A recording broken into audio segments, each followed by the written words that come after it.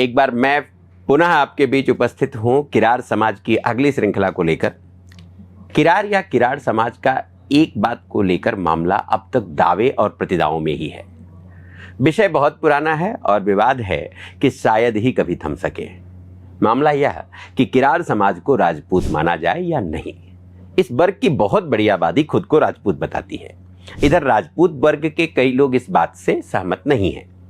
जब आप इस चर्चा के मूल में झांकने की कोशिश करते हैं तो एक अलग ही बात सामने आती है। हम यह नहीं कह सकते कि जो सामने आता है वह सच है या झूठ, लेकिन इतिहास में दखल देने का दावा करने वाले बताते हैं कि किरार क्यों राजपूतों से अलग मान लिए गए। भारत में जाति और विभिन्न समुदायों को लेकर गहन शोध करने वाली किताब the tribes and castes of the central provinces of India को ही लीजिए। इसके अनुसार कुछ किरारों का ही कहना है कि उन्होंने विधवा विवाह को मान्यता दी, इसलिए उन्हें राजपूतों से नीचे वाले दर्जे का माना गया। यह 18वीं सदी की बात है, जब विधवा विवाह को लेकर घोर विरोध वाला माहौल था। इस किताब से यह संकेत मिलता है कि किरार समाज को इस सुधारवादी रवैये के चलते जातिगत आधार पर ऐसे विरोध का सामना करना पड़ गया होगा। बहरहाल, पराधीन भारत में लंबे समय तक सेवाएं देने वाले अंग्रेज अफसर जेडी कनिंघम भी अपने समकक्ष कुछ अफसरों की बात दोहराते हैं। वह यह कि देश पर मुगलों के हमले के बाद मध्य भारत से किरारों का पलायन हुआ था।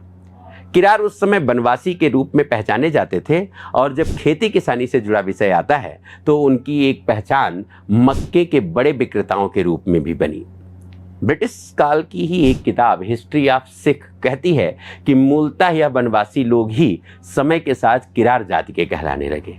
कहा जाता है कि पंजाब में हर उस व्यक्ति को किरार कहा गया था जो पश्चिमी या पंजाबी व्यापारी थे और जिन्हें तत्कालीन भारत के बनिया समुदाय से अलग माना जाता था। उस समय हिमाचल प्रदेश की कांगड़ा पहाड़ियों में भी किरार वर्ग की यही पहचान थी। खैर, अब और पीछे जाने का समय है।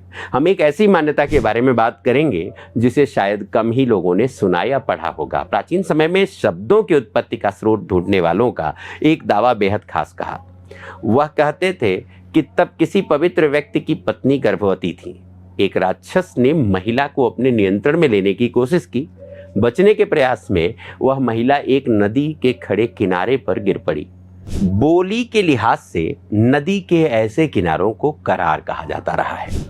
तो मान्यता यह है कि इस जगह पर महिला ने बच्चे को जन्म दिया। यह बच्चा चमत्कारी गुणों वाला था और विलक्षण प्रकृति का भी था।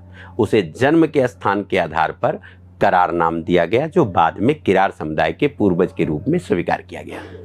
जी नहीं, जानकारी की इस नदी का बहाव यही नहीं थमता। जिस समय की यह मान्यता है तब को लेकर यह भी कहा जाता है कि उस समय किरार से पहले किर जाति का अस्तित्व था। ये जाति नदी के वही करार कहे जाने वाले खड़े किनारों पर खेती करती थी। किर की देखा देखी जिस वर्ग ने इस काम को शुरू किया उन्हें ही बाद में किरार कहा जाने लगा। हम एक बार फिर स्पष्ट कर दें कि जाति दर्पण श्रृंखला का उद्देश्य किसी भी जाति या समुदाय से जुड़ी बहस सहित दावों प्रतिदावों में दखल देने का नहीं है।